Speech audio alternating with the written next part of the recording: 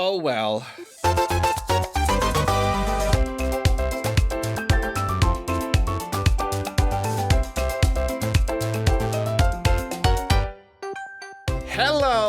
Hello, and on top of that, hello, my wonderful friends, and welcome to another episode of Arlocast. Just a reminder that Arlocast, being an audio-only podcast, can be enjoyed fully when engaged in nearly any activity, including but not limited to the following: painting a cabinet, mowing the lawn, stirring a giant pot of chili, speedrunning Home Alone 2 on the SNES, and running from a North American cougar. I once heard, from 200 or 300 different TV shows and movies, that one should keep their friends close and their enemies closer. That's why this week, when looking for guests, I decided to pull from some of the savage rivalries I wage across the world of Nintendo. I'm hoping that in doing this, I can learn how some of these people think, glean some of their secrets, and maybe steal some of their catchphrases. Our first guest is the subject of a strange phenomenon wherein people who look at his face for more than a few seconds come away feeling up to 48% more lovely. I am speaking, of course, of Alex Olney. Hello, Alex. Hello there, lovely Arlo. Aww. I'm furious to be here. Absolutely furious because we're rivals. We are rivals. I'm beside myself. That felt so good to hear, though. That gave me goosebumps. That's going to be my ringtone. That's incredible. Thank you so. What do you do? What's your thing? What do you do for people who might not know, even though they all do? Oh, all sorts. I breathe, sit, good one. Garden. Yeah, that's pretty much all I do, actually. Do you do anything in the world of video games or Nintendo? Yes, I am one of a trifecta of lovely individuals who run the Nintendo Life YouTube channel and occasionally dip my toe into the website as well, nintendolife.com. There's a whole mess of us now. We also have some sister sites known as Push Square, which is all PlayStation-y, and Pure Xbox, which, I'll let you guess, is all about PCs. Perfect. Very good. Thank you so much for flying all the way to America to come to my studio to do this podcast. I mean, that's no with the problem. travel restrictions That's no problem. And it was incredible. There is actually a plane going over as you said. Must have been. Oh no, it's a helicopter. I must have taken a helicopter. Very good. I got cars going by all the time, and I gotta just push through it. I hate it. Anyway, next.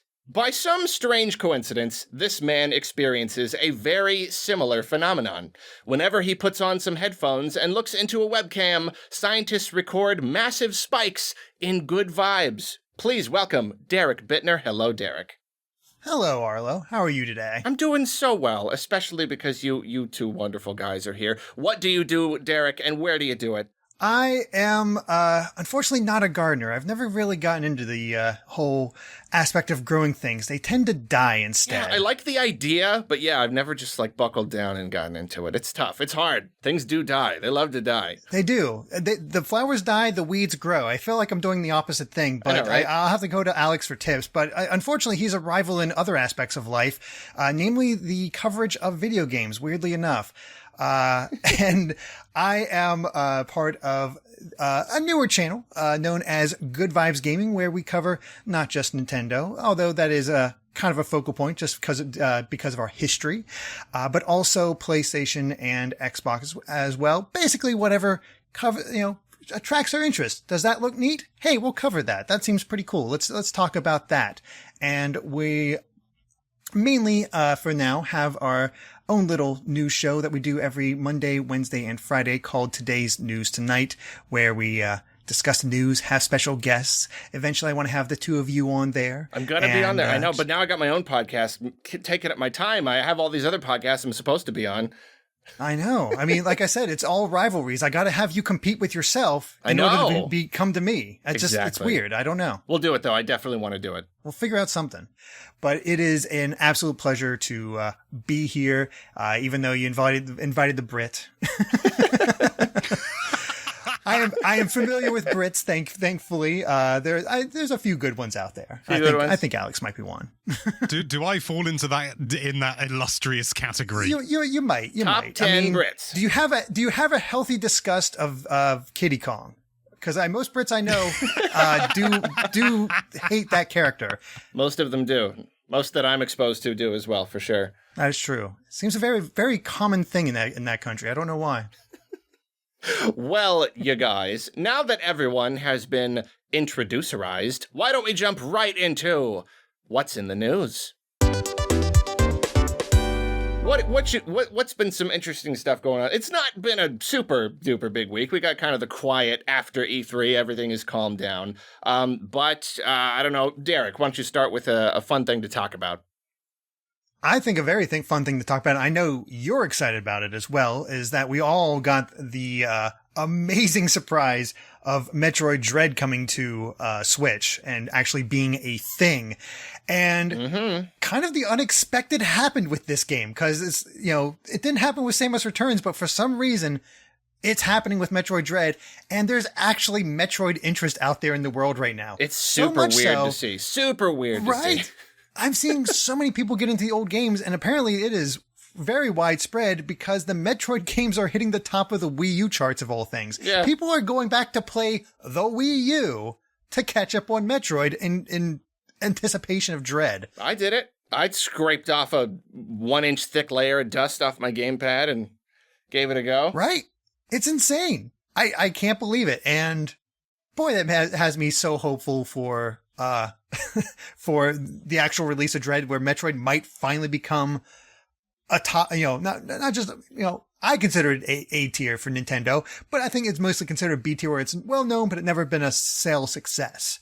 And we might finally get that this time. Yeah, we don't need it to be a massive breakout thing. We just need solid enough sales that Nintendo is like, hey, making a Metroid game is not just like a fan-pleasing throw 'em a bone.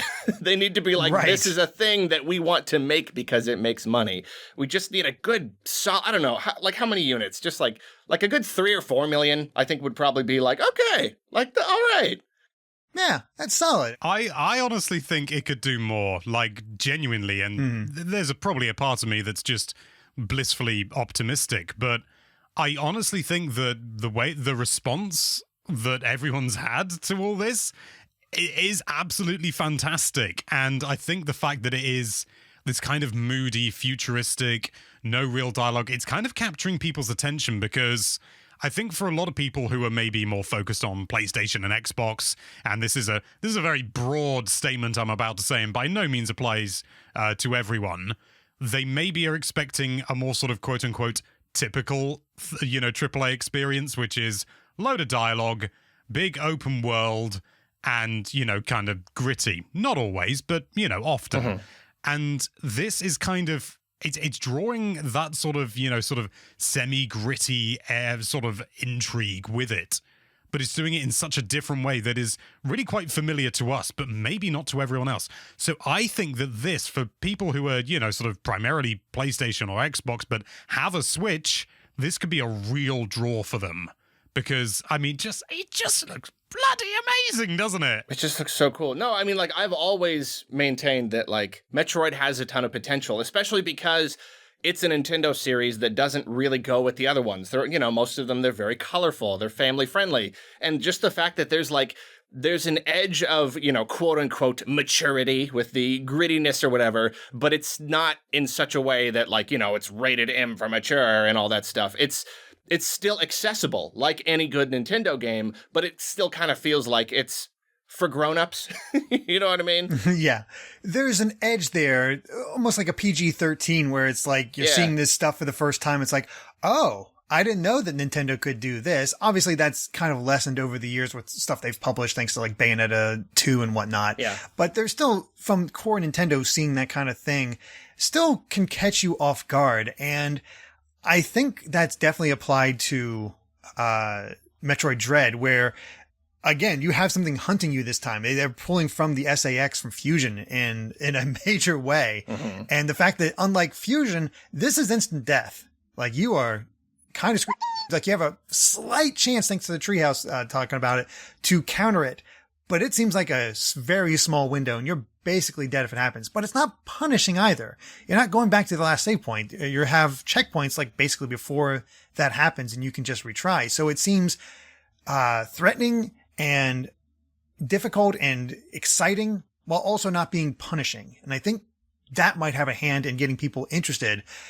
Plus, it just looks arresting. Like you see this stuff, you see the stuff that Samus is doing. It's like, I'm kind of into that because she's so fast this time. There's a speed to her that we have not seen before, especially with those like moving counters. Yeah, the slide thing. No, I mean, that's one of the things I'm most excited about is because with each new modern Metroid, just the controls have just gotten so good. And like Super Metroid is a masterpiece and I love it, but I feel like the controls is the biggest place where it falters, just because there's, just modernizations and just like smoothness issues. So even playing the Game Boy Advance ones, it's like, it's night and day. And then Samus Returns was even better, and this looks even better. So you're just like zipping around all over the place. Very empowering and very fun. I want to play it so bad. Can I just say that I'm so pleased to hear somebody else say that the controls are a little bit wobbly in Super Metroid, because for the longest time I thought it was just me and I just wasn't getting it. But I can't actually remember. Isn't it something mad like B is jump and A is shoot or something really weird like that? Oh, I always go in and change the controls. Yeah, me too. Every time I play Super Metroid. I can't do it. I do it with just about anything. I jump with B and shoot with Y. Also, hard subtitles in the European version in German. Huh. What? Yep. Okay. Either German or French, I think you can choose, but you can't turn them off. You can't turn them off? I don't think so. I know there's definitely something funky going on, but it's been so long since I played it. I mean, thankfully they come up for like the intro scene and then they disappear forever, so it's not that big a deal. Yeah, it's interesting seeing everybody playing these old games, which is great, but it's like there's not a lot of story for people to catch up on. Like the intro they're going to provide in front of Dread will probably be enough. Yeah, it's like there's not a lot of plot in the games. Like it's more like the events that you play out in the game is the story, but there's not a lot of like cutscenes and stuff. I would say like, I don't know, Fusion is probably the most like event story heavy, like the things that you need to know about going into Dread. Well, for Dread, yes. Sorry, I thought you were just saying it's the most story-driven Metroid game, and I was. There's another one that we don't talk about, isn't there? We're not going to talk about that one. I can't. I went and watched the cutscene with when Samus encounters Ridley for the first time in Other M, and I hated it about 4 times as much as I did the first time I saw it. Oh man, I'm gonna play it. I'm gonna play them all before Dread. I don't want to, but I know it's a piece of history I need to experience. I'm gonna play it. To be fair, you can play it. You don't have to complete it. You don't have to complete it? You could just boot it up, realize it's terrible, and turn it off. That's true. I mean, that is definitely an option. Have you not played it at all? No, I haven't. Oh, wow. So here's the thing. There are defenders out there where it's not perfect. There are issues, but there is fun to be had with the gameplay. That's what it looks like. Oh, yeah. The gameplay is fun. The exploration aspect is dropped hard, but the action and combat aspects are you can sort of see where they built off of it for Samus Returns. Yeah, the cinematics. Yeah, the cinematics are good. The voice acting is terrible. The biggest problem is that they have some interesting setups. Like, you're seeing what Adam was like, and he sucks. You have this setup for this, you're getting this setup for this interesting murder mystery going on at the same time. The plot's dropped. Nothing really ever gets answered from it. And then, of course, you have the Ridley scene. And I think this has been said by other people, and I'm just going to echo it here, where if this did not take place after Super Metroid and instead took place after the original Metroid, and she had that reaction to Ridley, it would be perfect. It would make sense. It would make sense. Because of her backstory. She thought she killed it. The way Ridley reveals itself in this game, is a good build-up and surprise to it. And when you finally have that reveal, all of a sudden, that whole scene clicks into place. It's like, I thought I killed this thing. Why is it back? And now, why does it look like a when duck? He's returned. Exactly. Why did he come back looking like a duck? When they pulled Ridley back, how many times, especially between Prime and, Super Metroid at this point, it loses its effect. Yeah. We've seen Ridley so many times. It's something mad like Samus has killed Ridley like 6 times before the events of Other M, and I've seen some people say, but then it would be even more frightening because the thing is like, something you thought you killed so many times finally comes back. No, by that point it becomes tedium. It's just like, this geezer again, just, missile in the face, done. Mm-hmm. Oh, I hope he's not in Dread. Then he appears in Smash, which is canon. Can I just say, I love Ridley in Smash. That's not a revelation or anything. I just wanted to say it. Yeah, I like him. He's fun. He's hard. I don't play a lot of Smash, but when I was messing around with him, I was not good at it, but he was a lot of fun. I still like trying to get tail spikes in Elite Smash. Every so often you'll get one. And ironically, it's easiest to get a tail spike against Ridley. Go figure. At least in my experience, because he's so big. Like, I know it was a joke that Ridley's too big. He's massive. He's very big. I fought a Ridley for the first time in ages a couple of weeks ago, and I was just like, I don't have to try and hit him at all. He's just going to walk into it. Man, this is easy. Basically, yeah. I'm looking forward to your thoughts on Other M, though, Arlo. I will say that. It's like, that's going to be interesting. Yeah, for a long time I wanted to make like a video kind of about it. At this point I don't know what I'll do with it or if I'll just play it or what, but we'll see. But yeah, it is very, very cool seeing people just getting into Metroid again. And then like in addition to the Wii U thing, the week of E3, apparently it was topping the GameStop pre-orders. Right. Which is interesting. And it's like, and there weren't a lot of like brand new games newly announced at E3, so that's kind of why. But like, obviously that's still impressive. Oh yeah. It's still pretty massive. And it's like, man, if they're going out of their way to play these games on the Wii U, maybe you should re-release them on the Switch there, maybe Nintendo. It would be a good idea. Possibly. I don't know. That's weird. No one's ever thought of that before, but that's a pretty interesting idea. Nintendo. Yeesh is all I'll say. So what else have we got in the news this week? Mario Golf just launched. I got to play 20 minutes reading through tutorials this morning before having to come and record this, so that's been fun. Wow, that's how I like to spend a Friday night. Yep. Reading golf tutorial and like being really overwhelmed by it because it's like there's like, oh, here's a list of terms you might need to know, and there's like 1,000 things on there. Have you guys? Have you seen this? I've never played a Mario Golf game before. I didn't do the tutorial. I just jumped in and hoped I knew what I was doing. It's probably what I should do. I don't know how to adjust my shot, but I can get it in the hole. I am completely overwhelmed. I don't even know anything about golf. It might be best to just play it for a little bit, then come back to the tutorial for the minutia. Yeah. Yeah, well, I'm hoping that the adventure mode would like act as a tutorial slowly. That's generally how these things kind of go. I'm hoping, maybe. Have you guys played? How much have you played? I have played none. About an hour. An hour? Yeah, and it was all just playing standard golf games and like the other modes and stuff. Basically for videos on the Nintendo Life YouTube channel. Yeah. Check it out. I didn't know it had a YouTube channel. No, just kidding. I knew that. I should do that. All right, so not much on Mario Golf then. It looks fun, though. I'm quite intrigued by it. I find myself, wanting to, I'm going to do this, and then I got to go upload a news roundup, but then after that, it's Mario Golf for the rest of the day. That's always fun. The motion control, it's not even a mode, it's just a control scheme. You can do it in all modes.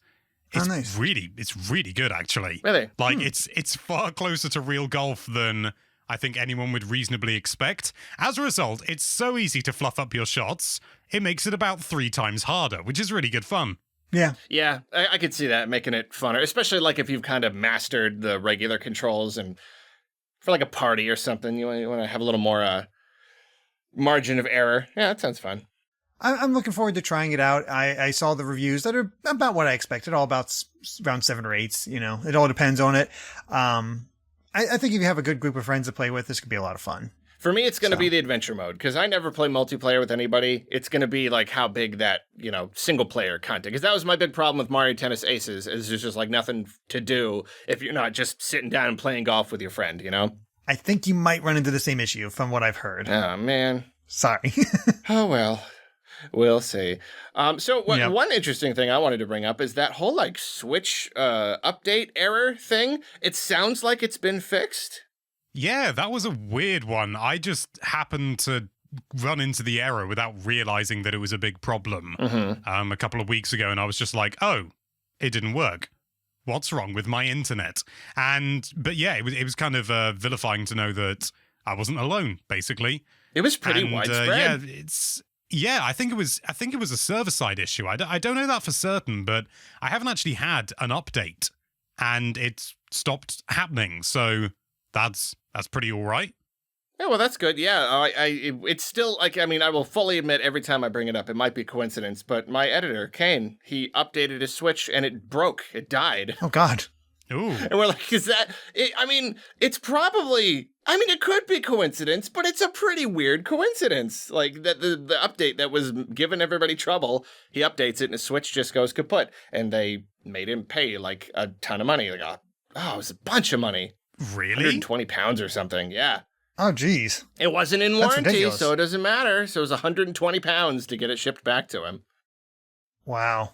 I think that actually he should speak to someone about that because if it's an update that they pushed and it can be proved that is what it is. I think that's the problem is that he can't prove it. Like, he even brought that up to them. He's like, I updated and it broke, and they were just like, sorry, shruggy shoulders, give us money. And let someone else give me another good news item. Oh, I've got a fun one. It's of almost no consequence, which is the kind of news I like.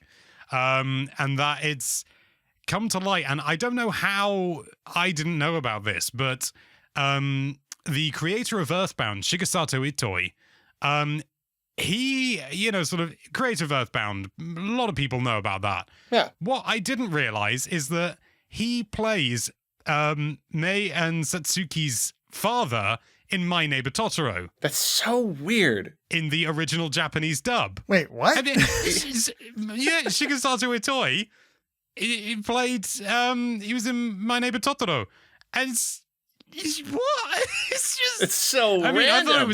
I thought it was mind-blowing when I found out Phil Hartman was in Kiki's Delivery Service. I love Phil Hartman. He was so good. I was quite pleased. I found that out because I recognized his voice the first time I saw it. So I was chuffed to bits. Yeah, the American dubs, they end up putting a decent amount of, like, notable celebrities and stuff. But I'm assuming the other one is the Japanese version, right? I would assume so, yes. No, that's super interesting. Just one of those things that just, like, nobody noticed all these years. Yeah. It was like it can't be the same Shigesato and Itoi. That doesn't make any sense. It could. Is it a different one, or, like, are we sure? No, I just looked at Wikipedia, and it's definitely him. Yeah, Studio Ghibli tweeted about it. Said, did you know Mei and Satsuki's dad from My Neighbor Totoro was voiced by Shigesato Itoi, director of the Nintendo game Earthbound? That's so weird. I love that. That's excellent. One of those little, like, tidbits is just sitting there. It's just sitting there waiting for someone to figure it out or say it or something. It's kind of like that one that came up recently. What was it? It's not game related. It's like Apollo 13, the woman that, like, basically, like, saved them and was, like, coming up with programs to help them, and she was in the hospital giving birth while she was, like, sending them help, and then she saved them and then gave birth to Jack Black. What? Like, that's a real thing that happened. That information has always existed, but just nobody brought it up. Not even Jack Black. Huh. And that's a real thing, yeah. It feels like one of those things that's like, no, that's fake. That feels fake. Yeah, I think he confirmed it. His mom worked at NASA and helped. I'm pretty sure it was Apollo 13. Wow. Super weird. Okay. I think it's just one of those things that just sort of falls to, the history books, and it just doesn't get talked about for whatever reason. Like Shigeru Miyamoto being in Game of Thrones. What? Was he? Yeah. Yeah. What? Explain yourself. Yeah. He played it. Well, it was his voice. No, I can't go on with this. I'm just not. Okay. See, I'm gullible enough that I believe that. No, you got me. I was like, I didn't see that Nintendo Life article. I feel like that would have been an article. I suddenly realized I don't know enough about Game of Thrones to be able to sort of blag my way through this. He was that one guy who had the big helmet and you couldn't see his face, and he stood on stilts or something. I should have said he was a dragon or something. That would have done, wouldn't it? There you Do go. the dragons make any noise? Do they sort of go, meh? I could imagine so. I haven't know. seen it all. Yeah. That'd work, yeah. I'm more of a Lord of the Rings man myself. Yeah. Nice, there you go. Did you know that Shigesato Itoi voiced Smaug in... No, I just mentioned The Hobbit. I don't like mentioning the Hobbit films. Did you know that Shigesato Itoi was the body double for Gimli? But he went uncredited all this time. But he didn't like going up mountains, so he climbed up them every day rather than taking a helicopter. Actually, that Sean Bean, that's actually true. Sean Bean, and this isn't me making up. Sean Bean has just hates helicopters or has a fear of flying or something. So every shoot on the top of a mountain, he would just get up earlier and hike up there in all of his Boromir gear. Well, oh my gosh! My Wow. God. Like Aragorn broke his toe when he kicks the helmet, the yeah. orc helmet, The helmet. or the Yeah, Uruk they love helmet. pointing that out. Yeah, I think about it daily. I was big on Lord of the Rings, so yeah, I watched all the extras on the DVDs. No, I was huge on it. You're big on Lord of the Rings. Do you know about Tom Bombadil? Oh yeah, I mean I've read the books. I know Tom Bombadil. Thank God he was cut. Do you think that what is it? The Happy Mask Salesman bears a striking number of similarities thematically to Tom Bombadil? Never thought of that before. Huh. I never Nor put the had I until connection. about a fortnight but it ago, makes and sense. I just poof. I in feel my head. like Tom Bombadil, I don't get as much like sinister energy from him. They're both very mysterious. I'm not saying it's the same character, Arlo. I'm saying that, sort of this strange entity that nobody knows where they came from, where they go. They seem to have these strange powers that defy everything else. Yeah. And yet at the same time, they don't use it to, seize power Help. or anything. Yeah. They just kind of go about their lives. Just kind of there. Yeah, I could see that. Maybe they're friends. Maybe they're in like a club. I mean, Tom Bombadil and the Happy Mask Salesman. I do find the Happy Mask Salesman less annoying than Tom Bombadil because just the fact that like they meet this random guy in the woods, they hang out with him for an entire chapter. And it's like, what is the point of this? And then he just poofs, disappears. And it's like, oh, I could do this, but I don't feel like it. Yeah. No, they do bring it up in Rivendell that Tom... this is really relevant, this discussion. I love it. This is Of great. course. We'll do this for one more minute. Yeah. They bring it up at Rivendell. They talk about giving it to Tom, and Gandalf says that no, it's something like Tom's skills are not in what was it, like dispersing armies or something like that. Basically, he's super powerful, but also that he probably just forget he has it and like lose it or something. He'd start picking flowers for his wife. Yeah. Jumping around There you singing Tom Bombadil, Tom Bombadillo. There's a very hello. You know, I remember playing this is at least on video games. I played the, back when like the movies were big, but then everybody else was like, well, this isn't a movie game, but they just made like a Fellowship of the Ring game that was not related to the movie. Sorry. I thought you were going to talk about War of the Ring. Carry on. No, it was just like the Fellowship of the Ring game. And I remember okay, I want to go fight some orcs. But then it's like, there's a whole entire part of the game where you're picking flowers for Goldberry and fighting spiders in the old forest for Tom Bombadil. And I'm like, they really dug deep with this one. Yeah, that game is rubbish. I've got it. It is genuinely terrible. Well, it's not terrible. It runs awfully on the Game Boy Advance as well. It's the only Game Boy Advance game I know of to have active slowdown. I didn't know there was a Game Boy. I played it on GameCube. I didn't know there was a Game Boy Advance one. Oh yeah, it's maybe it's all right on the GameCube, but I doubt it. Is a thing. I know there was another company that tried to take advantage of the Lord of the Rings hype by releasing a Hobbit game that was based more on the books, but I don't know if it was any good. I never picked up a Lord of the Rings game because most of them just seemed not great. Oh, they weren't, but I loved them anyway. Anything Lord of the Rings at the time, I was mad on. The movie ones were pretty all right, weirdly enough. Yeah, Two Towers especially. Oh, I did rent those. Yeah, those were fun. We probably should get back on topic though. That is true. Yeah, let's get back to talking about Shigesato Itoi. Oh, we've sort of plumbed that well, I think, haven't we? Yeah, probably. Yeah, I mean, trying to look up more about his acting career, he's only had like 5 other movies, none of them huge from what I can tell. And as far as his other games, apparently the only other games he worked on besides Mother was 2 Monopoly games and a fishing game. He worked on Monopoly? Okay. Yep. That I can get behind. The Monopoly game and the Monopoly game 2. He's a producer and I think then a supervisor for the sequel. So, Wow, interesting. Sure. Is that kind of like how what's the name? The guy who does the Mad Max movies. Who's that again? Frank Miller? That sounds about right. I think it's a Miller, but Frank Miller, I think, is the comic writer. Whatever. Whoever that is, it's just like, did you know that, like... George Miller. George Miller? His other notable thing is the Happy Feet movies. That is true. Yeah. That's wonderful. That is true. Like, he was, like, that was him. And it wasn't like he was just like a little producer or whatever. Like, those are his babies. I don't know. He also did Babe and Babe Pig in the City. Really? Yes. This sure is a good episode so far. But if you don't mind, it's time for a word from our sponsor. We finally have a sponsor. Arlocast is brought to you by...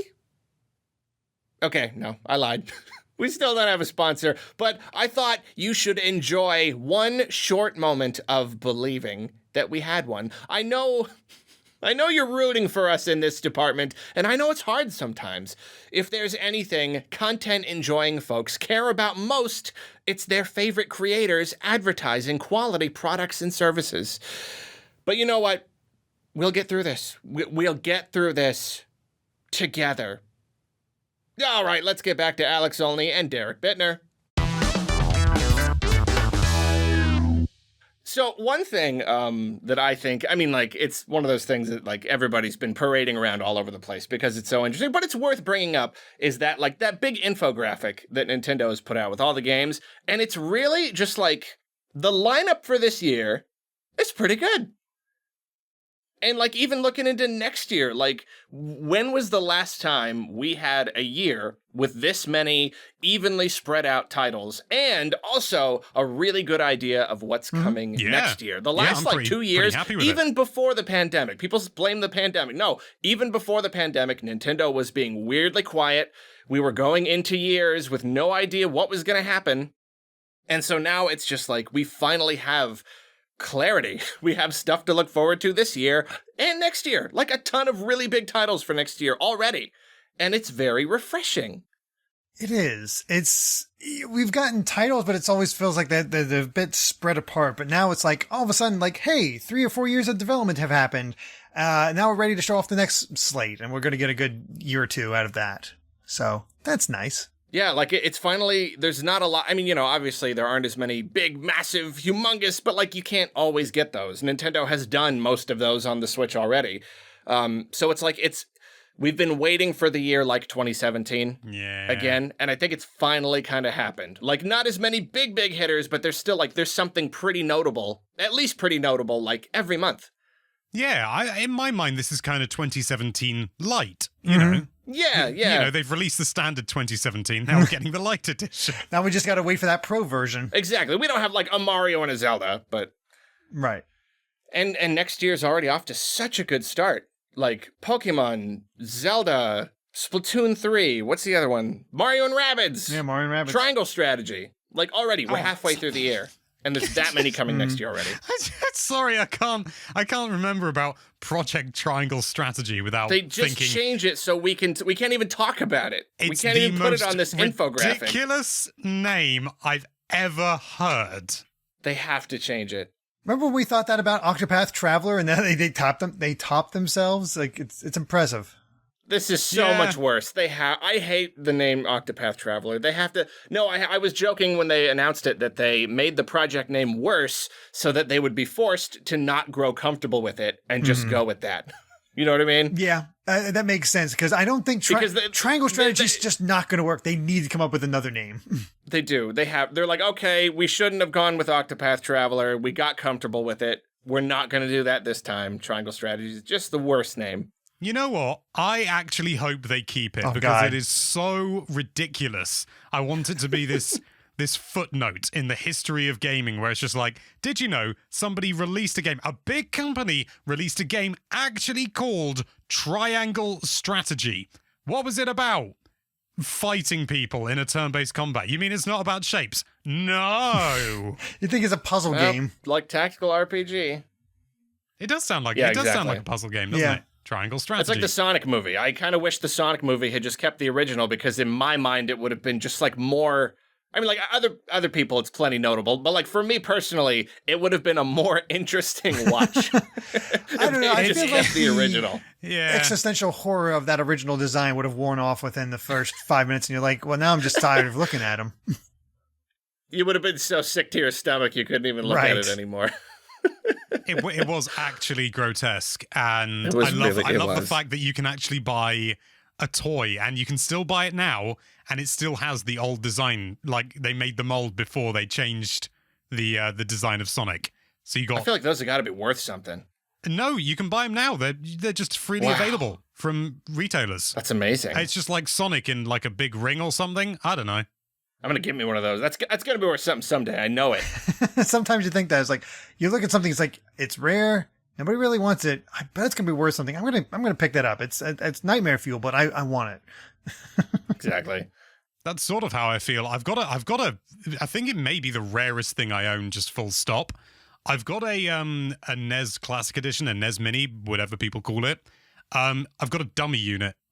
It's empty, and it actually says dummy unit underneath. All right then. Weird. I got sent it because Nintendo didn't actually have any like working units, and they were just like, but we can send you a dummy unit, and I was like, okay. You can't play it, but you can display it. Okay, you can take pictures with it. Yeah, I managed to make a fun video out of it about, what things it'll fit in. That was, like, it doesn't fit in a DVD player and things like that. And, so I've still got that. And it came with controllers, dummy controllers and everything. Give you real controllers. What the heck? That's so weird. It's probably worth something. It's a good prop, I guess. Yeah, it's very, very hard to know whether it's worth anything at all, because I've literally never seen one for sale. Even collectors this is one of a kind, but it's also really dumb. Yeah, that's a hard one. It feels better for like a prop for if you went to the other side of internet reviewing and you decided you need to destroy things at the end of the reviews. It's like, I hate this thing, and I just can destroy it. Yeah, that's what I was thinking. No, I mean, dummy units for other systems are sold, and they're quite valuable. Not like crazy, but yeah. Oh wow! Like I've got a friend who runs a retro games shop, and he's I don't know whether he's sold them or if he just knows about them. Like N64 dummy units, and they go for about £700. That's more than you would think. Jeez. Yeah, it's more than a regular N64. All right. Yeah, hang on to it then. Yeah. Who knows? Why not? Keep a hold of it. Going anywhere. Especially because now we have evidence of you talking about it. So now if you sell it, Nintendo's going to know and they won't give you stuff anymore. That is how that works. Well, I think we have time for at least a couple more headlines, if you have any. Derek, you got any other ones? I got something that's personally exciting for me. A new rating popped up in Australia, and now more recently, I think just today or yesterday, in Korea as well, which gives me hope that it's real. The Castlevania Advance collection.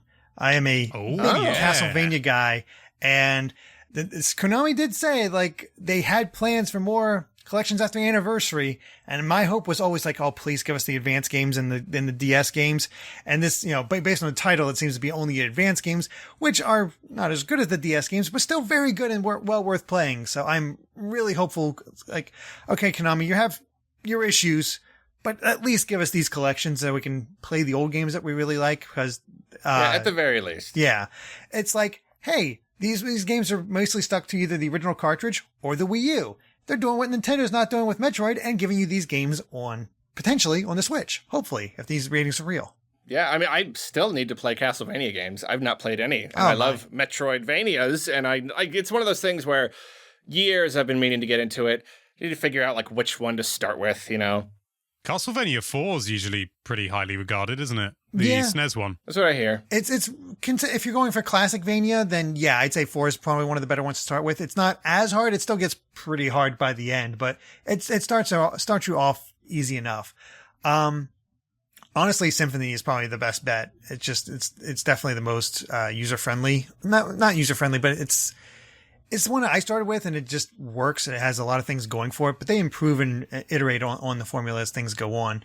And the Advanced Collection, I think only of the 3 Advanced games, Aria of Sorrow, the third one, is the one that finally truly nailed it again.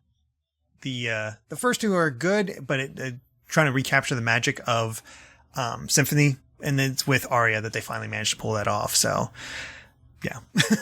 Hey, I mean, as long as it's on Wii U, and so I can have restore points because I'm terrible at games. That's what that's what I need most. I mean, I don't think these are too hard. I think they're pretty manageable for the most part. And, you know, unlike Metroid, they have leveling up systems. So if things get bad, you can grind and throw on your own podcast to listen to as you grind up those monsters. Yeah, you can do that. Funny story, I have a physical copy of Castlevania 4 in its box with instruction booklet and everything. Oh, wow. I got it when I worked at a Game Crazy back in 2007 or whatever. And it's not brand new, but my boss at the time, he used the shrink wrap machine and he shrink wrapped it so that it would look like it was new. Like, I'm not gonna try to sell it to somebody new. I have no idea like how much it would be worth. It's probably not like a ton, but it's on my shelf right now. It's a decent amount. That's pretty awesome, I gotta say. Yeah, it was pretty cool. Yeah, pretty tasty. You got one more for us, Alex? A news item? I do, yes. Can I bring the mood down and make people slightly annoyed? Sure. Yeah, let's go do it. for it. Yeah. Nintendo's statement about Skyward Sword HD having various quality of life enhancements without saying what they are beyond refinements to player tutorials and general guidance throughout the adventure. All I think that means is that they've turned off the... is it fee? I'm never sure. I say Fi. I think it's Fi, like Wi-Fi. That's what I was getting. Hyrule Warriors pronounced it Fi. Well, I'll call it Foo. When they used to tell you, oh no, your battery's running low every, sort of 4.5 femtoseconds. I'm guessing they've just basically turned that off. Honestly, that can't be the only it's thing. not filling me with confidence because with Wind Waker and Twilight Princess, they were pretty upfront with the changes that they were making. And yeah, they really were. They've been super vague about Skyward Sword. Yeah, it's just like, hey, it's 60 frames a second, and it's like, yeah, it's a Wii game. We would hope that, at least to a degree. You get to go on an adventure to rescue Zelda. Yeah, you fly on a bird. You can use buttons instead of waggling around like a maniac. See, but sometimes they make it sound like it's only in handheld mode, and then other times they make it sound, no, controller support, it's definitely there. But then in the trailer, he's like, or you can use buttons in handheld mode. Like, which is it? I didn't even make that distinction. As long as I didn't either. Surely it must support a pro. I was about to say surely it must support a pro controller, but I've just been reminded of Pokemon Let's Go, and that still irks me. Did either of you ever actually try to use the Pokeball controller as a controller for that game? Oh, I did. For about 4 seconds. It's terrible. It's the worst thing. Like, I could hold it. It was generally most comfortable for me to hold it between just my index finger and my thumb. That was the most comfortable way to use it because I've got hands that could, I've got big hands is what I'm trying to get at. And it's not comfortable to hold a tiny little Pokeball with a little horrible thumbstick. No. And you've got to... And why is A clicking the stick in? That is the harder of the two button inputs. Make A the top button and B clicking it in. Great goggly goodness, I'm more annoyed than I've been in several hours. Baffling. Just like pause it. Like, did you play your game? Yes. Did you play you made a game and then did you say, okay, time to play it now? Yeah, the gimmick. The gimmick is the almighty gimmick. Serve the gimmick. And then they didn't even give, and it's like, oh, but you can just use a single Joy-Con. And it's like, that's still too small for my gigantic meat hands. No, it literally hurt my hands. Like, playing that game hurt my hands. I think it genuinely contributed towards me having a radial tunnel syndrome, which I'm still slowly recovering from. Thankfully, getting a big mouse helps. I need to do that. I got big hands too. They're big and they're furry, so it's even harder to manipulate the buttons. I want to say I can relate, but sorry. Yeah, no, it's not a common problem. Yeah, I don't know. Yeah, tiny hands, Derek over here. I know. I got the fur, just not the size is not as lacking. Yeah. No, the player refinement to like it. Yeah, I've been ranting about this on Twitter and News Roundup a bunch. It's just like the problem was so far that it's like a little bit ain't gonna cut it. Like, there's so much that needs to be done. I don't know. Yeah. I know some people will say I'm overreacting. I'm not. I've played that game multiple times. The tutorial stuff and the interruptions, they're terrible. They legitimately ruin the game for me. I'm a defender of Skyward Sword, but I will admit there are some things it needs to fix, and apparently they're just like, well, we made sure we don't have to rely on motion controls. Job's done. That is really how it feels like now. It's just like that was tough. We're tired. We'll get a little things here and there, but it doesn't seem like they're making the in-prison fights any better. It doesn't look like they're making finding things any better during those moments. It doesn't, like, we might be shortening up on Fi and her little interruptions. Hopefully the tutorials or telling you when you picked up an item get toned down a bit at the very least. But I don't want to say it's a bare bones effort, but it seems like they accomplished their one big goal and it's like, okay, we're done. Yeah, the other games, it seemed like they put in so much work into the remaster, and this really just kind of seems like a quick little thing. Just the way they've been treating it and the way they've been showing it off in the marketing, it really just feels like because 2020 was a hard year. Let's just throw Skyward Sword out there. I don't know. Yeah. Skyward Sword is the only mainline Zelda game that I have not completed. Well, actually, no, to be fair, now that I think about it, I also haven't fully completed The Legend of Zelda or A Link to the Past. So forget I said, it's the only 3D Zelda I've never played to completion. There we go. Why did you not complete it? It bored me senseless. I got to the forest area. Senseless. I got confused, wasn't sure where to go, didn't like the character's design. I kept getting held up all the time by weird things. Once again, didn't know where to go, didn't know what to do, despite endless tutorials. I was only borrowing the game. I just put it back in the case and gave it back to my friend. No. Yeah, failure to complete rate is very, very high with that game. Yeah, I just had no desire to go back to it. I've wanted to sort of like give it another go, but every time I think about how, sort of every other Zelda game has sucked me in and drawn me in, even something like Twilight Princess, which is not my favorite by any means, but it's still got some really good beats in there. I need to play more of Skyward Sword. I need to push through it, but oh my god, I just got so bored, and I can't say that about any other Zelda game. It's so disappointing. I'd say Skyward Sword has some good beats once you get a little bit further. The problem is it suffers from Mario and Luigi syndrome, where they just pile on the extra stuff just to enhance the length, and it just feels like it goes on for far longer than it really needs to. Yeah. Pacing, I think, is its biggest issue. The good stuff does come later. But for whatever reason, it clicked with me, and I did everything in that game. Like, I don't normally do that in 3D Zeldas, but for whatever reason, I did everything I could in Skyward Sword. I don't know why. I did play it, I've told this story a lot, but like the first time I played it, I really enjoyed it, just because of all the new stuff that it does. This is a Zelda game, and I got into it. It was the second playthrough, when just like all of its flaws and the interruptions were so much more. I still played all the way through, and I enjoyed a lot of it, but I was just yelling in anger the entire time, basically. So we'll see, but that was years ago. So I don't know, maybe playing it again, I have to keep an open mind, and maybe it'll be okay. I hope. Admittedly, when I played it, it was, when I was at university, so it must have been maybe 2012, 2013 or something like that. So it was way after it was already way old by that point. Well, not way old, but oldish. Yeah, that might be the last time I played, too. I feel like I remember playing on my old CRT. So that might have even been before the Wii. So yeah, I guess it's been a while for me, too. So I'm due to try it again. And if they made some improvements, I think they could fix it. There's no way that they're going to be able to fix it entirely for me. Even if they put in a lot of work, just the way the game is structured and everything is a big problem with me. But yeah, there's good stuff in there. It's, I'm not going to say it's all bad. Later in the game, the whole time thing, the whole desert is just incredible. Yeah, the desert's great. It has one of my favorite boss fights when you face, I forget his name, but the big mechanical dude. Yeah, well, we won't spoil it for anybody who hasn't played it yet. Michael Douglas. Don't want to do that. Michael Douglas. That's exactly. Spoilers. Michael Douglas is coming to Smash. So that's it. That's a lot of good news story. That was pretty good. We dug up quite a bit there, even though it's not E3. But I do believe it is now time to move on to listener questions.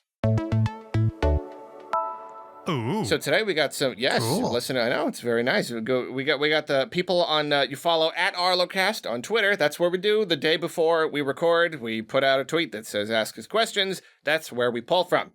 So here we go. I got 3 questions here. Very, very, very long time and very precious and dear to my heart viewer of my content, Nathan Steele, asks, what genre do you most want a brand new Nintendo IP to be in? Like, Nintendo's making something completely new. What kind of game you want it to be? Alex, start. Oh, God. Bloody wars. Rapid fire, you're running out of time. Maybe... I don't bloody know. A first-person shooter. Mm-hmm. A first-person shooter, because I know we got Splatoon, it's third-person and everything like that, but I want to see Nintendo actually take a much more arguably traditional angle of a first-person shooter, because I'm mad on Halo. I love Halo to death. I want to see them do something a little bit more... I don't want to say unoriginal, but something that really fits into what people would expect when they hear the words first-person Halo. Yeah, I think it's a good answer because, like, no matter what Nintendo does, they generally put, like, their own kind of spin on it, and that's what Splatoon was, like, multiplayer shooters, kind of its own thing. So, like, I do like the idea of them, like, going with something they wouldn't normally do, but then, like, see what they would do with it. So, like, yeah, that's a good answer. What about you, Derek? I thank God you had picked Alex, because I'm like racking my brains, like what genres haven't they covered yet? Because they've generally been in every one of them. It can be a genre they've already done. I mean, they could just do another one, you know, really just, if there's a new Nintendo game, what do you want it to be? True. Well, I did find one genre that I don't think they've ever done before, and it could be interesting to see what they do with it. A beat 'em up. They've been coming back in recent years with River City Girls and Streets of Rage 4. There's a lot of good-looking beat-em-ups out there, and to see Nintendo's take on it, see what they could do. Like, I've been saying for years, like, they need to capitalize on Captain Falcon more, and his popularity thanks to Smash. Put the man in a beat-em-up or something like that, where he can really unleash those Falcon punches. So I know he said new IP, but that's generally where I've always gone when I've thought about, like, how do you capitalize on Captain Falcon. But I think seeing what Nintendo could come up with, what kind of systems they work on, would be kind of interesting. You don't normally see them go full-on fighting like that. But in the same vein, a crazy action game in the same vein as like Bayonetta or Devil May Cry would be interesting to see. Just again, how crazy they go. What would Nintendo do with this? I don't know, but I'd love to see. Yeah, good answer. Can I be awkward and change my answer? Because I've come up with a better one. Yes. Oh, there you go. I want them to do a management sim. I want them to do something a little bit Roller Coaster Tycoon, a little bit 2 Point Hospital, something like that, because I love those games. And now they are finally viable on consoles. Consoles are able to run them. The controls, like, have either of you two played 2 Point Hospital at all? No. I have not. My God, you wouldn't even think it was feasible to do something that would traditionally be done with just like a mouse and keyboard on a console, and they've absolutely nailed it. And even Roller Coaster Tycoon 3 on Switch, the controls are really good. I wouldn't say they were quite as good as 2 Point Hospital, but they don't have the luxury of making the game new, you know, as an older game. I want to see Nintendo do that, baby. Ideally Roller Coaster Tycoon. Just Nintendo make Roller Coaster Tycoon, please, because a good 90% of new Roller Coaster Tycoon games are tremendous bum. Yeah, that's a good answer. It just made me think, like, what would Nintendo do with that idea? I was like, you know, we have Nintendo like, all right, you want a new Mario? Make your own Mario. Oh, you want new games? Make your own games with Game Builder Garage. Oh, you want to run Nintendo? You think you can do better? Here, run Nintendo. And that's just the sim. It's like, you run Nintendo. That'd be so cool. What a meta way to do it. That would be incredible. You run Super Nintendo World. There you go. You can make your coasters there. No, like, what if you're actually making the Nintendo, like, they program in, like, all of their IPs, and then you can put any number, so, like, I could make Pikmin 4 and 5 and 6 and 7. So, like, you can make all these wacky crossovers between them, and you're, like, running Nintendo and deciding what games. And then you could share the games online that, like, they could see the ridiculous, like, mock-ups you've made. That's funny. Mm-hmm. That's a good idea. Coming straight from Nintendo, that would be very, very funny. Very, very meta. See what they would do. I think it'd be kind of funny because it does feel like, hey, you think you can do better? Prove it or show us. And then bam, make it. Oh, that's a terrific idea. Derek, thank you so much for spawning that idea, because that's incredible. That's put a weirdly large smile on my face. I mean, like, it's the perfect, like, social media thing, you know? It's just like, I'm on Metroid 20. Like, no, that's good. Doshin the Giant 7. Yeah, exactly. There you go. No, it's limitless. Like, put literally every Nintendo IP on there. It's still not being released in North America. Can you manage to make Doshin the Giant popular in the US? I don't know. Ooh, that would be like the last level, wouldn't it? Right. Yeah. I love Doshin, but it's a weird sell. It's a weird game on so many levels. Well, in my Nintendo world, it's bigger than Fortnite now. I want to see Doshin the Giant in a battle royale. He's the next character, I'm telling you. Okay, we can move it along. My answer to the question, mine is not a genre that they've never done before. I just want, like, another good, solid 3D adventure game where you're a character moving around in a 3D world. You can probably fight stuff, there'll be more interesting stuff, but just more 3D stuff. I complain about this all the time. Too many 2D platformers. More just like big budget AAA 3D adventure games. That's what I want. That's what I would want a brand new Nintendo IP to be. Yeah, I can get behind that. Yeah. A lot of potential there. What was the one that came out around NES time? I've never played it myself. She says loves it. Bases his whole persona around it. Is it the Star Tropics?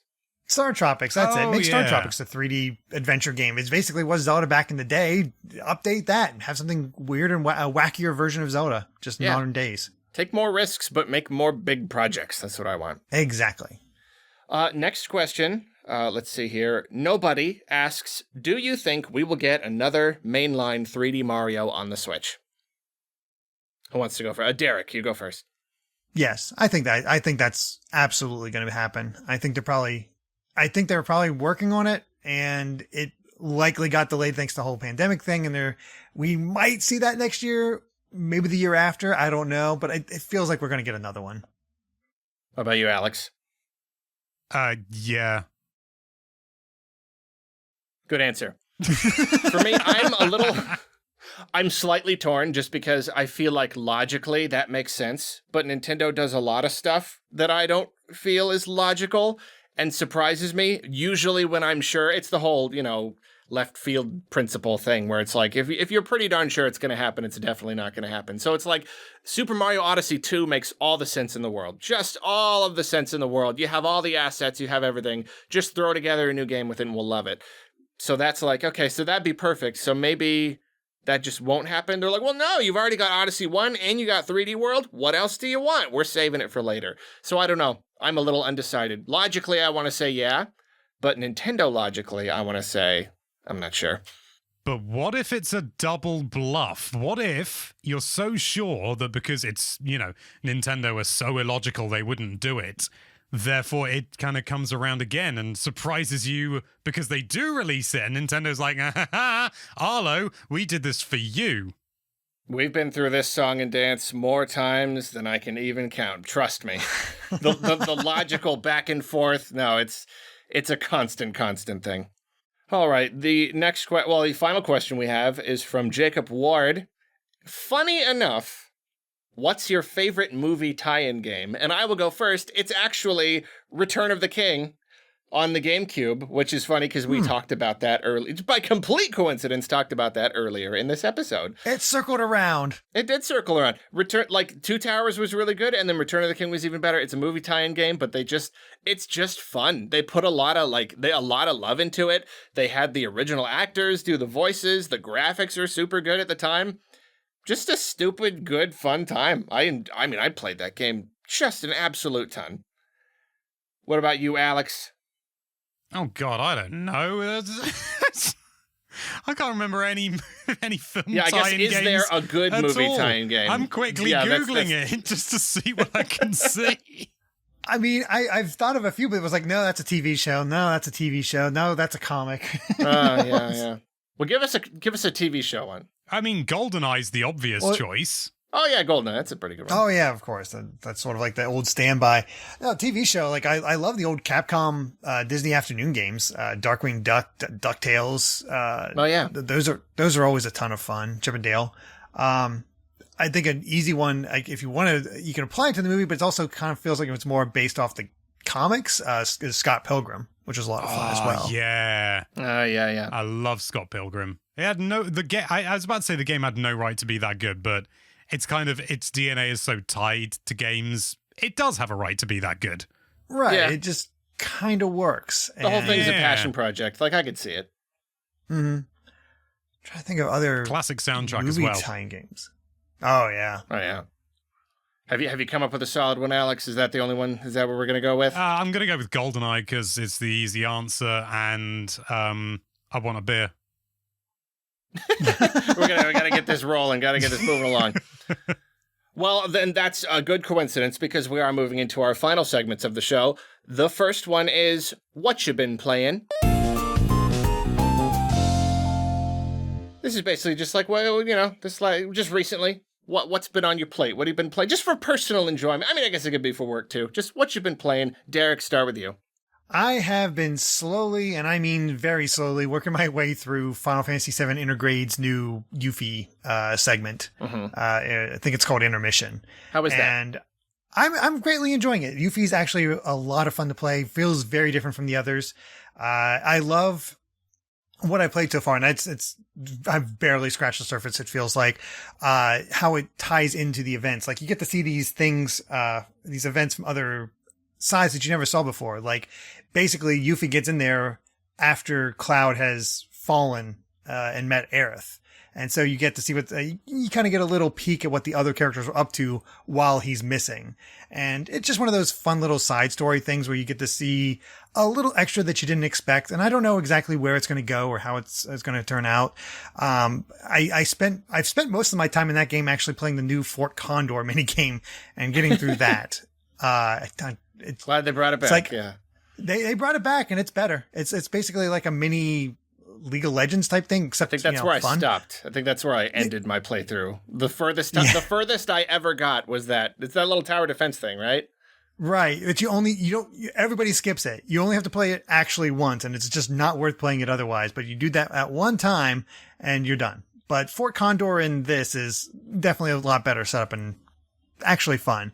But, yeah, I did all that and I'm finally working my way through the story, but it's just one of those things where I start gaming and have a lot of progress, and then all of a sudden Kai wakes up at night and I'm like, well, gotta take care of him. Yeah, I really love like the whole side story from a slightly different perspective. It's kind of like the Ada Wong missions in Resident Evil 4. I love that stuff. Right. It's great because it's like I'm playing the same game. There's probably a lot more new content than that in the Final Fantasy VII, but even when it's using the same game, just slightly remixed, and you get to see the story from it. Like I'll play a game 10 times if it means I'm seeing it from a slightly different perspective each time, if I'm enjoying it enough. I love that. Right. It's one of those things where you, like, this is very early on. I don't consider it much of a spoiler or anything because it's all just gameplay or location based even really. But she gets in there to Midgar, you work your way through some new areas that you don't really recognize. And then she finally arrives where she's going, and it happens to be an offshoot from an area that was in the main game. It's like, oh, cool. I get to see how it all connects. And oh, that's neat. I don't know. There's something fun and exciting about that sort of thing. That is very fun. Good answer. Alex, what you been playing? Genuinely, and I don't want it to come across as a boast, but Monster Hunter Stories 2. Oh, because you got the early copy. We were just talking about that before we started recording. Oh, yeah. Lucky you. I don't want to talk about it too much just because I've got to be careful with what I say, but I've been really enjoying it. Have you played Stories 1? Technically, yes, at a preview event.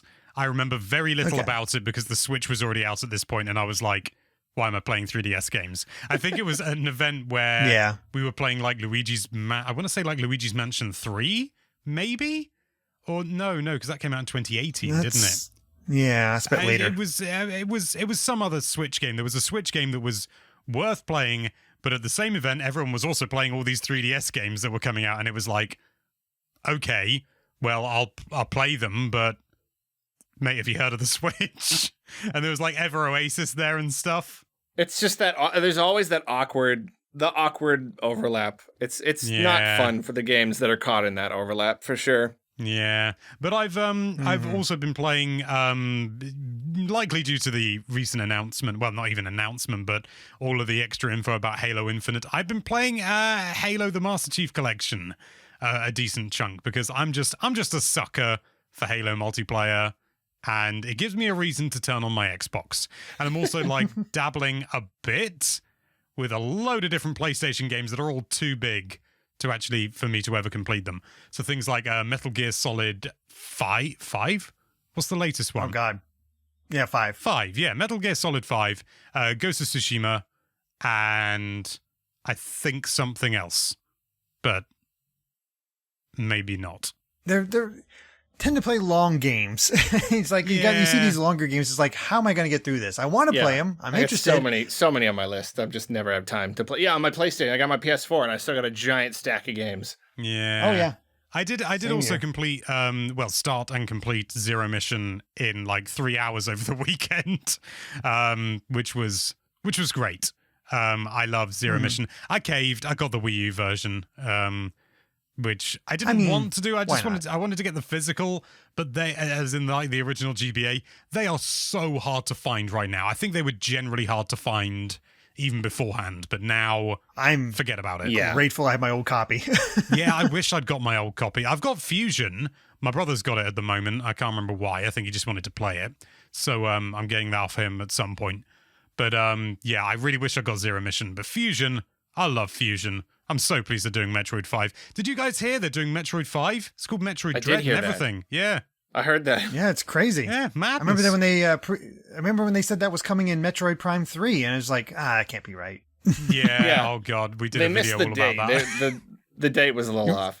Remember that was just an unfortunate Easter egg rather than like, oh, if only. And now it's actually, oh, cool, it finally happened. In retrospect, it makes it nicer. Good fun. Well, my answer is also Metro. I haven't been playing much. Like I said, I did the 20 minutes of Mario Golf of reading tutorials. That was fun. That was a good time. But other than that, the only thing I've done recently is I had my first and only, I'll admit, day off since E3. And on that day, I plopped down and I just played. I'd never played Zero Mission before. Oh, wow. And it was super duper good. I played it on my Wii U. It's really good. What can I say? That's what I did. Played it all. It's just fun to have a day where it's like, I'm gonna play Metroid today. Yeah. I just do that. So I'm gonna be doing that with all the rest. I need to find my 3DS and play Samus Returns next and just sit down and just blast through it all day. Oh, that's what I want to do. Ooh, maybe I'll have a day off tomorrow. Maybe that's what I'll do. I gotta find that 3DS. There you go. Play the original Metroid and realize what it's like to feel pain. Yeah, I'm not gonna do that. I don't want to do that. I've never played the original Metroid, and I don't think I want to, because one of the upgrades is just allowing your shots to actually go across the entire screen. Yeah. You do get that in Zero Mission, but it's so early. Are you guys familiar with the codes? Like, obviously, there's things like I've forgotten it now, but like the passwords, the type in. No. Like the Justin Bailey and all that? Justin Bailey, yeah. All I could think of was Ridley Scott, and I knew that wasn't right. And yeah, there is actually one. I don't want to actually say it, for the sake of, saying naughty words. But if you type that in, it can actually brick your NES. What? And it's not. It does some really weird stuff. I think the game thinks you've been playing for something like 4,000 hours or something, and it starts doing some really weird stuff, to the point that even on the 3DS Virtual Console version, if you were to type that in before they patched it, it would literally just brick your 3DS, completely ruin it. Oh my gosh. Nintendo is really not up for you swearing. Yeah, they really don't like it. Don't like swearing. It's really bizarre, but yeah, there's all these weird, like, the screen doesn't scroll anymore. When Samus reaches one end of the screen, she just appears on the other side. I think you can walk through walls. Like, the game is completely broken by that point. And it's just so... And I think all the bosses have been defeated except Ridley. So it even works with the context. It's wonderful and off topic. Wow. That is funny. That is super weird. I'll have to look into that. I've never heard of that before. Well, we only have time for one more segment, and that segment is What You Been Eating. Just what you been eating recently. What you been enjoying. What was a notable meal or snack that you have had recently? Alex, let's start with you. Well, technically I've been drinking it, but I recently, a couple of weeks ago, finished my latest batch of homebrew, and it's very nice. Ooh. Oh, fun. I'm getting fairly serious into it, and I make a sort of like about a roughly 40-pint batch in a go, and I've got kegs and everything. I keg it up, forced carbonation with big CO2 tanks, and I made this batch for 14 pounds using a new kind of yeast called Kvike, Wow. I think it's pronounced, and it produced Save some money there. Yeah. The end result, the beer was ready to drink in 7 days, which is unheard of because the fermentation was done in, I think, less than 48 hours. It was ridiculous. Wow. The only thing is you've got to ferment it at 30 degrees Celsius, which I don't know what that is in Fahrenheit. I have no idea. But it's bunch out of them. sort of around body temperature, so no, that's not right. I think it's about 80 degrees Fahrenheit or something. Let me Google it. I just looked it up. It's 86. 86 degrees Fahrenheit. So you've got to ferment it at that temperature. So warm. I've got a fridge with a heater in it and a controller. So if it gets too hot, the fridge turns on. If it gets too cold, the heater turns on. It's called a fermentation chamber. That is really interesting. I've never been a beer guy. I've never been alcohol at all. I'm basically like a kid. Yeah, Water, it has to juice. It has to taste good if I'm going to drink it, and even then, that's why I tend to go to the fruity ones, or cider is more my thing. What about you, Derek? What you been eating recently? Or drinking? That was a fine answer too.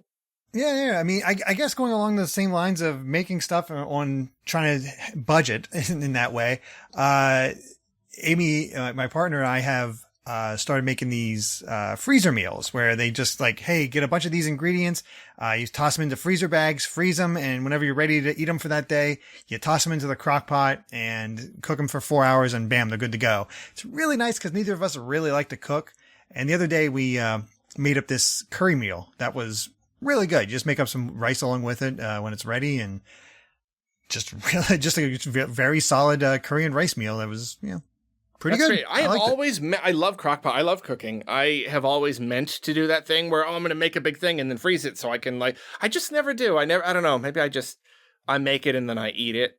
Yeah. That's my problem. Do you know what a better way to do? Because I do an awful lot of cooking as well. And what you can do is make big batches of food. Like if we make a curry or something, we'll usually make enough for 8 people, or we'll just make as much as we can, really. And then you just I just put them into little Tupperware, like little plastic containers. When it's fully cooked and everything, bung it in the freezer. It's a ready meal there and then. You'd have to do like rice and stuff separately, but sometimes we have it without rice if there's potato or something in it, and it's really good. Right. You can't freeze everything, but you can freeze a lot of stuff. In fact, curry tastes better when it's been in the freezer, unless it's like a lemon curry or something. Yeah, because the flavors have more time to mature. Oh, I don't think I realized that. I'm going to try that. I haven't made my chicken. I do like chicken cashew curry. I haven't done it in a long time, but I've been really wanting to. Maybe I'll try that. Make a real bit. I don't know. I wouldn't freeze cashews. They'll be fine. They'll just be mushy. Yeah, probably. I wouldn't do that. Maybe I'll just make the chicken stuff and then throw in the cashews at the end when I. That's probably reheat it. The problem with me is I'll make enough for like a week. I'll make enough for like 8 people, and then I'll eat it all. That's I'll have leftovers once. That's like the extent of what I do. Is I put the rest in the fridge and I have it the next day. It doesn't seem to matter how much I make. There's no pot or anything that can hold enough food that lasts more than 2 meals for me. That's my problem. But I have food issues, so.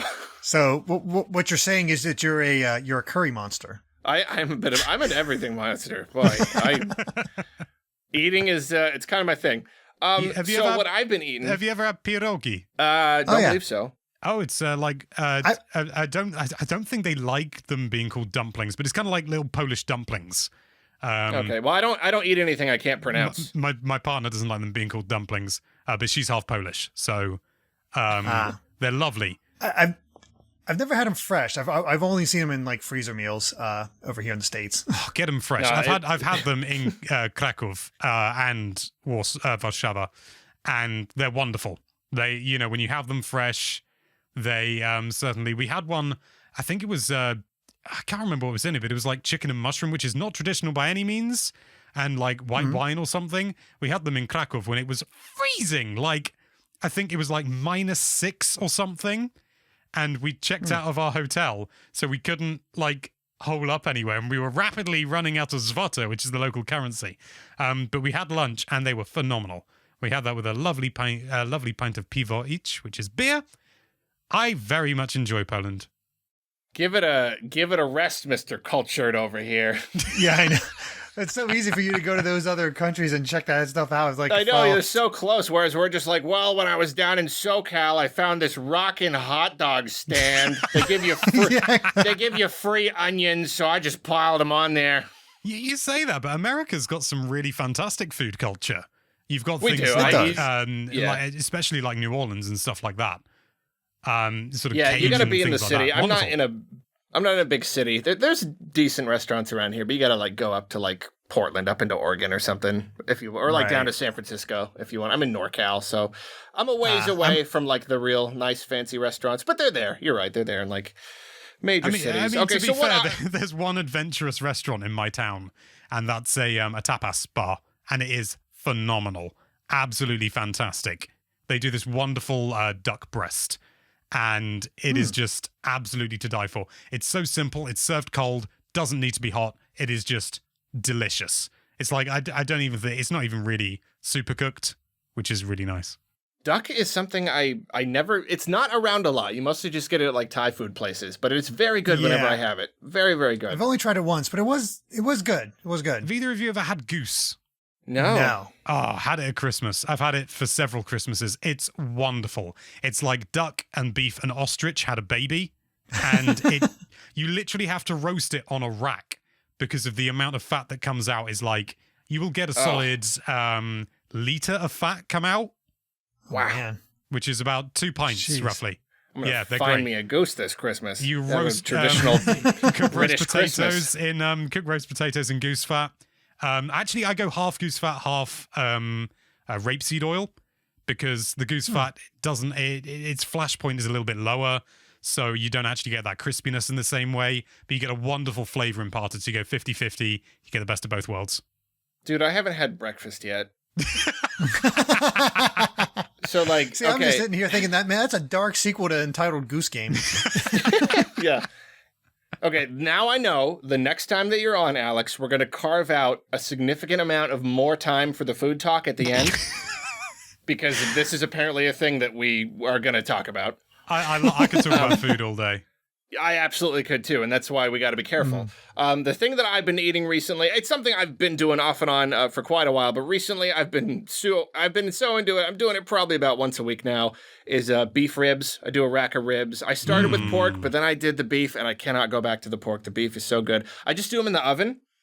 Not a lot of people know this. It's really hard to barbecue or smoke ribs, but when you just do it in the oven, like low and slow, you just throw it in there. I mean, there's techniques. You can't just do it. It's been a process figuring it out, but it's like, and then barbecue. It's like restaurant ribs for like literally a quarter the price. Like, and you get the giant rack of ribs. So that's what I've been doing. I have some in the fridge. Actually, after this, I'm gonna go throw them in the oven. It takes a while. That's a breakfast and a half right there.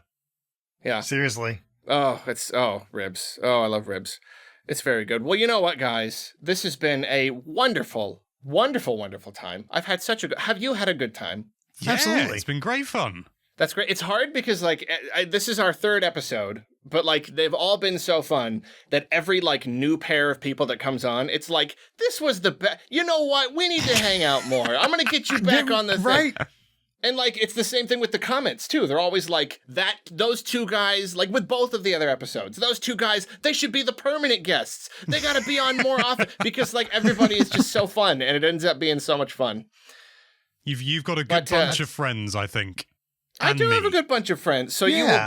we'll definitely be coming on again. I don't know if it'll be both of you at the same time, but maybe. We got a lot of episodes ahead of us, hopefully. So thanks for coming on. Any final thoughts? Where can we find you? All that stuff. Alex? You can find me on nintendolife.com and the Nintendo Life YouTube channel, where we do all sorts of wonderful things. And follow me on Twitter if you want to see the occasional Toshin the Giant image and irreverent humor, or at least attempts at it.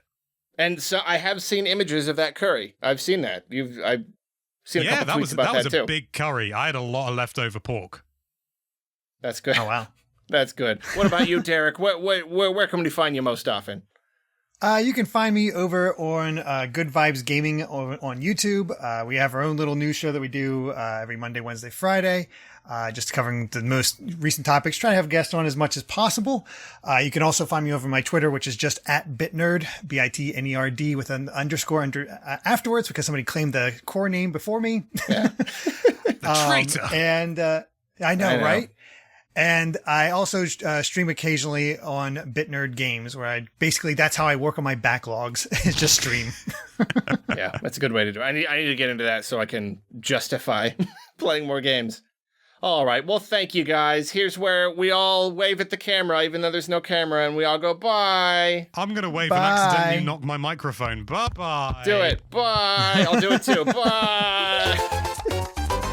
And that, my friends, is the end of another episode of Arlocast. And I don't know about you, but I am feeling extremely lovely. And also, the good vibes just won't stop. It's actually starting to freak me out. One final thanks to our guests, Alex Olney and Derrick Bitner. Be sure to follow @Arlocast on Twitter for updates and to submit questions, etc. This episode was edited and produced by Chris Jones. All the music you have been enjoying was created by Northnin. The Arlocast logo was created by Mario Castañeda. Links to all socials, channels, etc. for all guests and artists, along with an address for business inquiries, can be found in the show notes. As with all things I do, I am supported in part by my Patreon patrons, so an extra special thank you to them.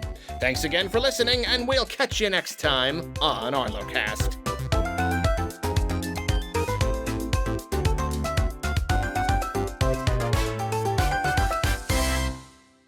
Bye.